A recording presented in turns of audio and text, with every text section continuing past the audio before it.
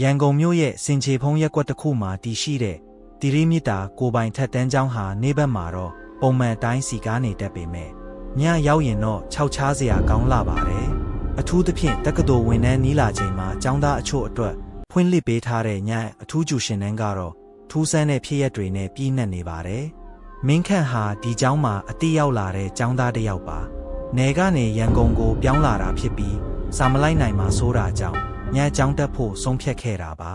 ဒီနေ့ကပထမဆုံးနေ့ဆိုတော့နည်းနည်းစောစောသွားတာကောင်းမယ်လို့တွေးပြီးထွက်လာခဲ့လိုက်ပါတယ်မင်းခန့်ကျောင်းဝင်းထဲကိုည9 နာရီခွဲလောက်မှာရောက်သွားပါတယ်ကျောင်းဝင်းတစ်ခုလုံးကမှောင်မင်းနေပြီးလမ်းဘေးကမိတိုင်ဟောင်းတွေကတစ်ဖြက်ဖြက်နဲ့ငိမ့်လူလူဖြစ်နေပါတယ်ကျောင်းဆောင်ကြီးရဲ့လေကားထစ်တွေကတစ်သားတွေဖြစ်လို့သူနင်းလိုက်တိုင်းကြွီဆိုတဲ့အတန်တွေကတိတ်ဆိတ်မှုကိုဖြိုခွင်းနေပါတယ်သူ့ရဲ့အတန်းကတတိယထပ်မှာရှိပါတယ်အတန်းထဲကိုရောက်တော့မိချောင်းကဝါကျင့်ကျင့်အယောင်နဲ့လင်းနေပြီးကျောင်းသား9 ယောက်လောက်ပဲရောက်နေပါသေးတယ်အားလုံးကခေါင်းငုံပြီးစာအုပ်ထဲမှာတစ်ခုခုကိုအသေးအတန်ရေးနေကြပါတယ်အစောကြီးရောက်နေကြတာလားလို့မင်းခန့်ကနှုတ်ဆက်လိုက်ပေမဲ့ဘယ်သူမှပြန်မထူးပါဘူးအားလုံးကစာရေးနေတဲ့အတန်ပဲထွက်နေပါတယ်မင်းခန့်လည်းတယောက်တည်းထူးဆန်းနေတာနဲ့နောက်ဆုံးတန်းကခုံတစ်ခုမှဝင်ထိုင်လိုက်ပါတယ်ခဏအကြာမှာတော့ဆရာတယောက်အတန်းထဲကိုဝင်လာပါတယ်ဆရာကအသက်ကြီးမျက်နှာကဖြူဖြော့ပြီးအမူအရာကအေးဆက်လွန်းလာပါတယ်ဆရာကကြောက်တင်ပုံးပေါ်မှာစာတွေရေးနေရင်ကနေရုတ်တရက်ရက်လိုက်ပြီးမင်းခန့်ဘက်ကိုဖြည်းဖြည်းချင်းလှည့်ကြည့်လာပါတယ်မင်းဒီနေ့မှအစ်စ်လာတဲ့သူလားဆရာအတန်ကလဲချောင်းထဲကထွက်လာသလိုအကွဲနေပါတယ်မင်းခန့်ကကြောက်ကြောက်နဲ့ခေါင်းညိတ်ပြလိုက်ပါတယ်ဒါဆိုစီကန်းတစ်ခုမှတ်ထားပါဒီတန်းထဲမှာဘသူမျက်နှာကိုမှစိုက်မကြည့်နဲ့ပြီးတော့နောက်ဆုံးတန်းမှာထိုင်နေတဲ့သူကမင်းကိုစကားလာပြောရင်လည်းပြန်မပြောနဲ့မင်းခန့်ကြောရိုးထဲကစိမ့်သက်သွားပါတယ်သူထိုင်နေတာကနောက်ဆုံးတန်းလေ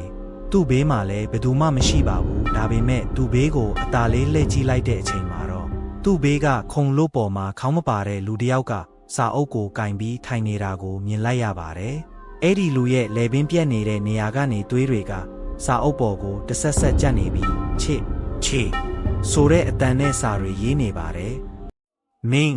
ငါ့ကိုမြင်နေရတာလားအတန်ကသူ့ရဲ့နားနားလေးတင်ထွက်ပေါ်လာတာပါ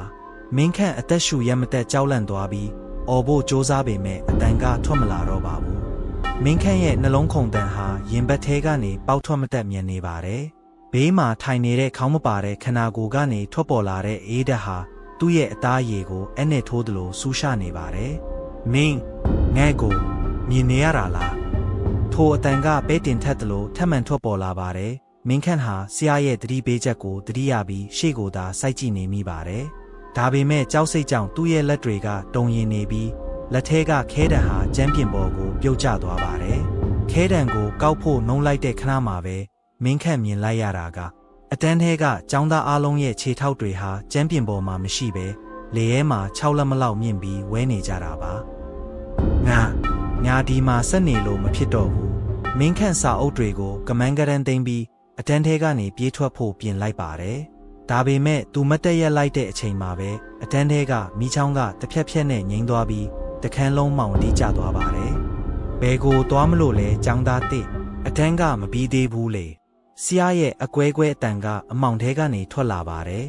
မင်းခန့်ဟာကြောက်ကြောက်လန့်လန့်နဲ့အတန်းတကားစီကိုစန်းတဝါဝါနဲ့ပြေးသွားပါတယ်တကားလက်ကင်ကိုဆွဲဖွင့်လိုက်ပေမဲ့တကားကအပြင်ကနေတော့ခတ်ထားသလိုလုံးဝဖွင့်မရပါဘူးမင်းခန့်တကားကိုအတင်းထုပြီးအော်ဟစ်နေပေမဲ့အပြင်ဘက်ကနေဘာတော့ပြန်မှုမှမရှိပါဘူးအဲ့ဒီအချိန်မှာပဲသူ့ရဲ့ပုခုံးပေါ်ကိုအေးဆက်ဆက်လက်ချောင်းကြီးတွေကလာရောက်ကင်တွေတာကိုခံစားလိုက်ရပါတယ်ဖြည်းဖြည်းချင်းလှည့်ကြည့်လိုက်တော့အမောင်ထဲမှာဝါကျင့်ကျင့်မျက်လုံးစုံတဲ့ဆရာကသူ့မျက်နှာနားကိုကပ်နေပါတယ်ဆရာရဲ့ပါးစပ်ကနေပုတ်စော်နံနဲ့အနံ့ဆိုးတွေထွက်နေပြီးမျက်နှာကအရေပြားတွေကတလွှာချင်းကွာကျနေပါတယ်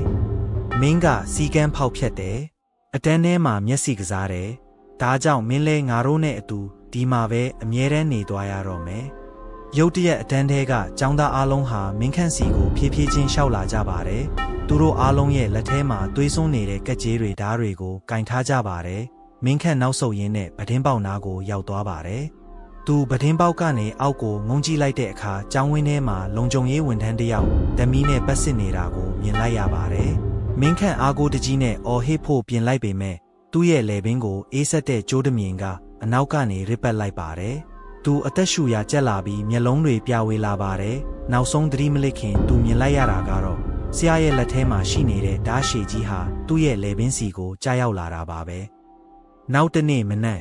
ကျောင်းဆောင်ကြီးကတတိယထပ်ကိုတန်ရှင်းရေးလုပ်ဖို့တက်လာတဲ့အခါမှာတော့အတန်းထဲမှာဘယ်သူမှမရှိတော့ပါဘူး။ဒါပေမဲ့နောက်ဆုံးတန်းကခုံပေါ်မှာတော့သွေးတွေဆူရွှဲနေတဲ့ကျောင်းသားဝတ်စုံတစ်စုံနဲ့